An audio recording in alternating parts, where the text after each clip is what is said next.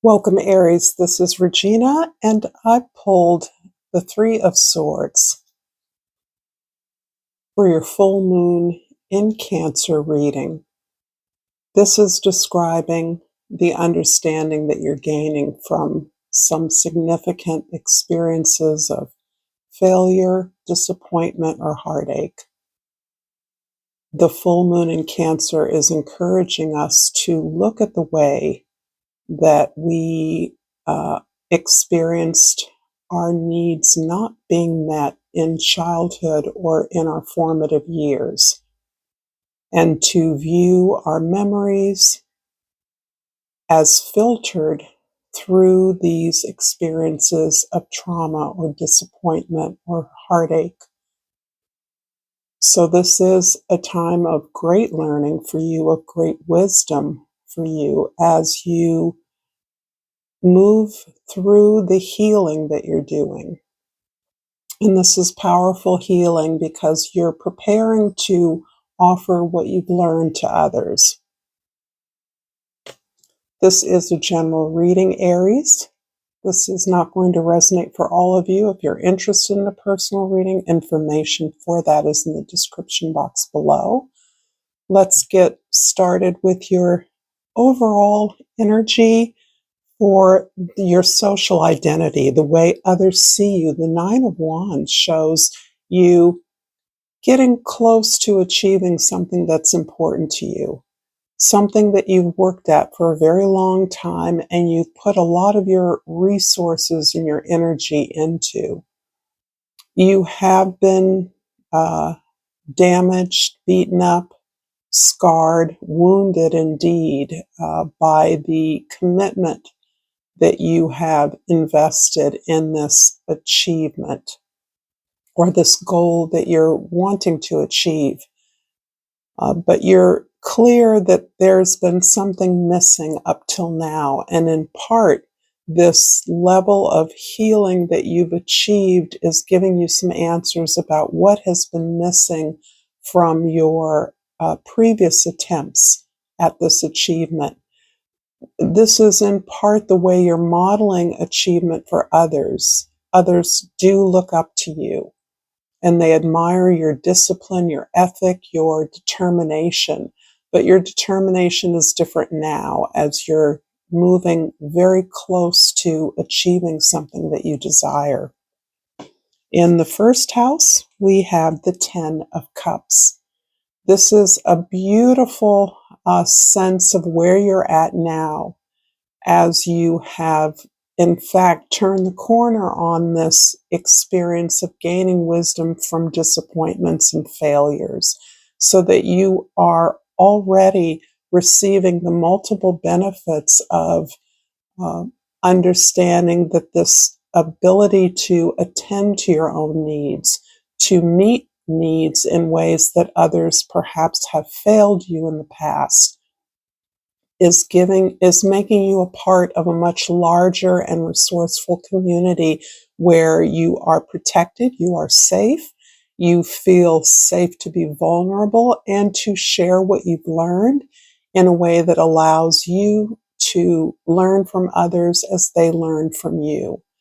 So this is a kind of emotional fulfillment that you recognize in working through the really difficult, dark, shadowy aspects of your own patterns of behavior that were unfulfilling to you, that restricted your access or success in a variety of areas. You're actually understanding that you are in an abundant world, that you are a part of everything that you value as being as loving, as generous, as supportive. And this is almost the opposite of where you're coming from. In the fourth house, this is about your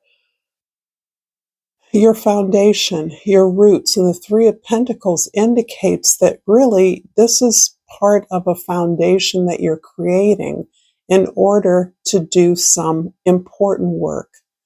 This important work is about expressing your talents, your gifts, articulating your voice, telling your story. but it's doing it in a way that is excellent, that is focused on quality, that is focused on establishing resources and tools for others that can be accessible to them, something others value highly.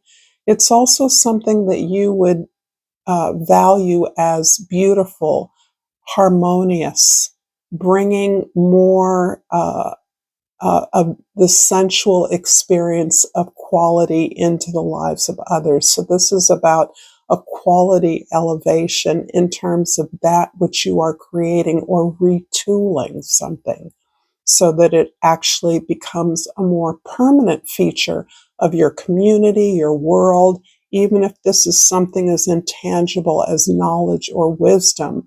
It's something that becomes a resource that is available to people, a large group of people. In the seventh house, your significant others. The Knight of Pentacles shows you at a pause, slowing down, really re-evaluating the way that you're investing your energy into your significant partnerships in order to collaborate and do the work that you are envisioning. You are mapping onto your own universe for the purposes of identifying the procedures, the steps, with the focus on one step at a time. You're not trying to keep up with anyone else. You're moving at your own pace. This is something that is coming up, that you have been working at this steadily, that you've been growing into this new role, into this vision over a long period of time. And now you realize that there is no rush to do what it is you want to do. You're taking your time and mapping out this vision. So for the purposes of identifying best partners, colleagues, collaborators, and resources that are going to help you get there. I'm going to pull an oracle card, hoping that this is resonating for many of you, Aries. And out flips the friendship card, which is interesting. I understand that a friend is in my life for a reason. And this is sort of underemphasizing the intentionality of your relationships. It isn't that you're friends with people who can get you things. It's that you're learning over time that the friends, those you align yourself with very intentionally can contribute to this better world, this better product or service that you're creating. And that is your focus. And if your friends are well aligned with your vision, your values, then they too are part of creating something. This isn't a solo operation. This is something that is about a community developing its vision together and the part that each of us plays in it. And in that way, you've identified a friend, a partner, or a community of alliances that are supporting you. I'm going to clarify the Ten of Cups in your first house with the Lover's card. And this is indicating that there is a choice that you are making, but it isn't a choice that you're making at this moment. There may be a choice about particular partners that you are teaming up with in order to accomplish something. But the choices you've made have come over a long period of time. In other words, you've had many friends that you are no longer connected with. You may be connecting with a friend that you haven't connected with for a long time, because you've actually grown to understand that your greatest value, your greatest effort goes towards the establishment of something long term, and that will be of benefit to you.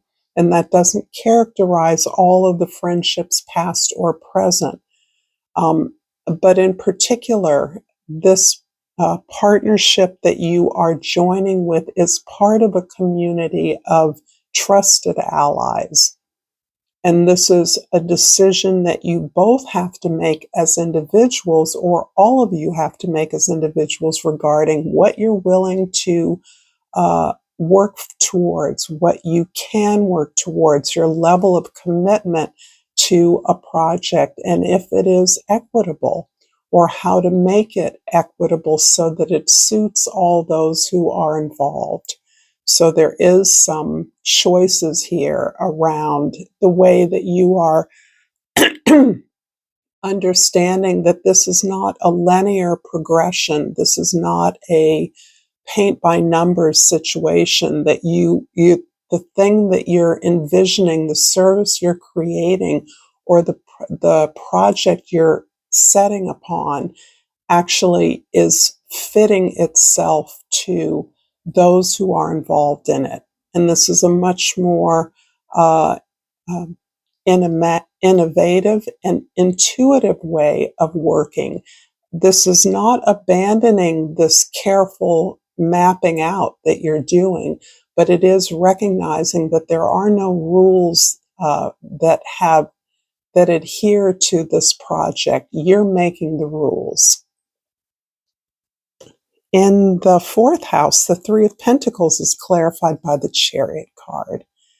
And the Chariot card is really describing a little bit more of this full moon in Cancer energy. This is where you recognize that your memories, your talents are filtered, and they have in the past been filtered by triggers that were the result of not having your needs met as in your formative years. In whatever way that works, that is your story, your situation.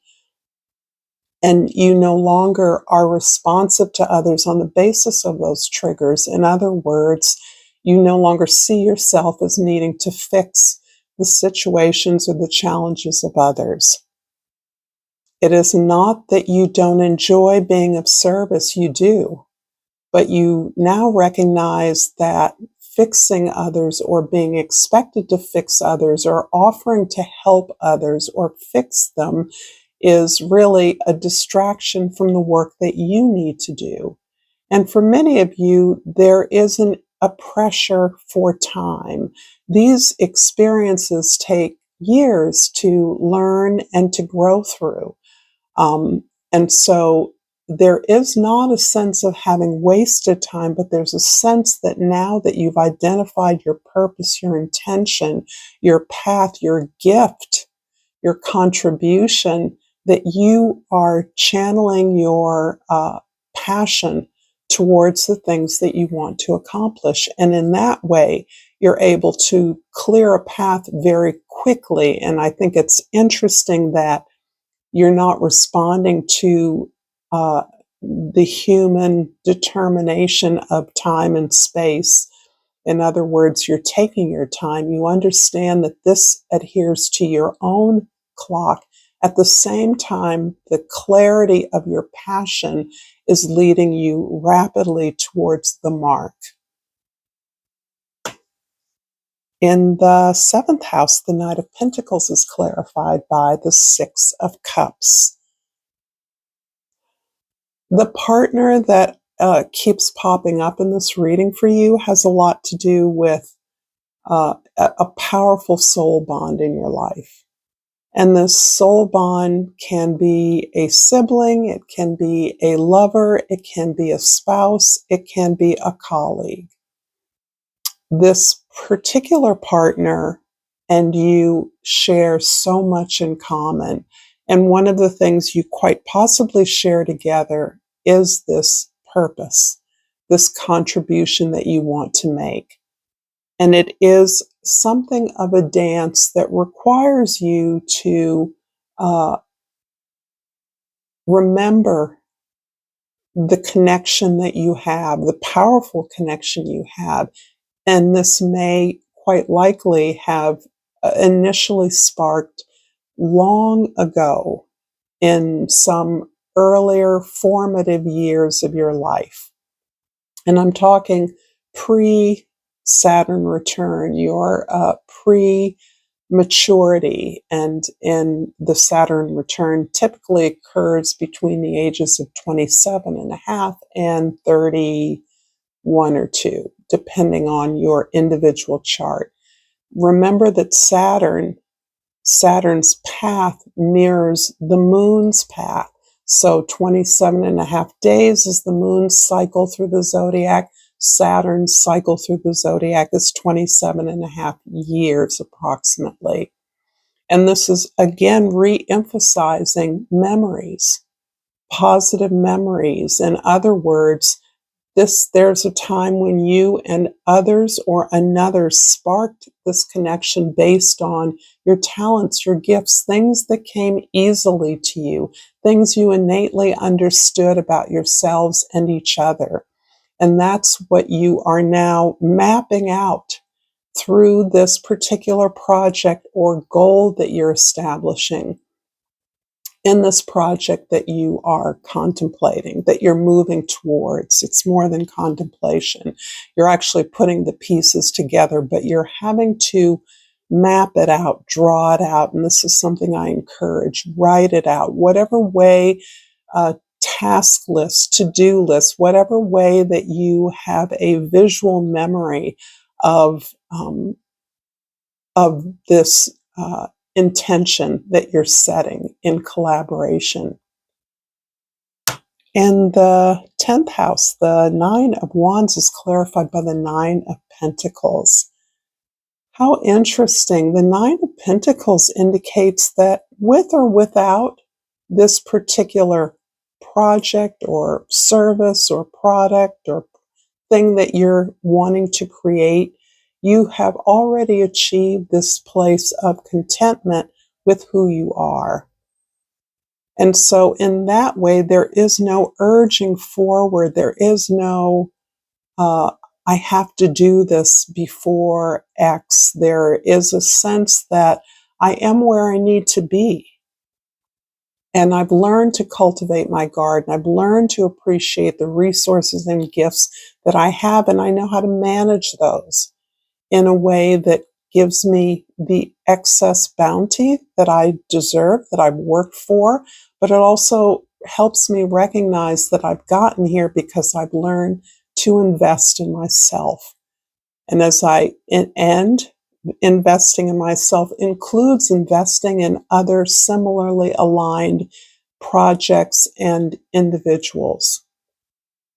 And so this is a sense of contentment about this very well aspected project you're contemplating, a sense that you're standing on, some of us call it standing on business. You understand that you're already where you need to be, and that this is simply another leveling up and unfoldment of your power in a way that emphasizes the pleasure and joy that you're now able to extract from your hard work. And that's part of the connection with this friendship that is being emphasized here, is the pleasure of the gifts and talents, the joy that you have in sharing this with others. I'm going to pull a glyph, a new oracle deck that I have, to see if there's anything that I can gain from this. And I have what has fallen out is the full moon card, and the key word is culmination. These are really beautiful but subtle cards. And this again is emphasizing the idea that not only are we enjoying the first full moon of the new year, there are several planetary shifts, the nodes of the moon being one significant shift. And this is moving us away from the ordered linear path that many of us have been trained and conditioned to proceed forward in. And instead, this is a place where you can open yourself up to anything and everything. You don't need to sort or organize all the information you're receiving. Your curiosity will be rewarded. Your ability to feel into your feelings will be rewarded.